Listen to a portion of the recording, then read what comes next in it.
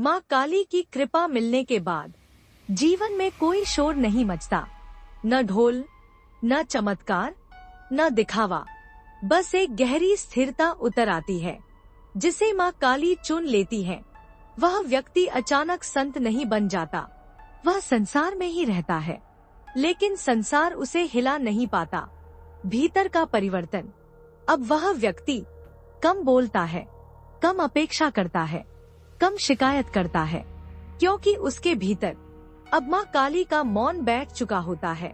वह जान चुका होता है जो होना था वह हो चुका है। दुख आता है लेकिन तोड़ता नहीं। माँ काली का भक्त दुख से बचता नहीं।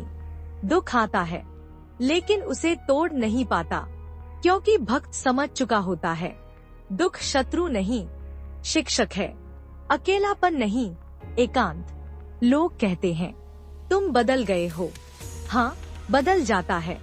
अब उसे भीड़ नहीं चाहिए, अब उसे शोर नहीं चाहिए, उसे चाहिए एकांत, क्योंकि उसी एकांत में माँ काली की उपस्थिति महसूस होती है।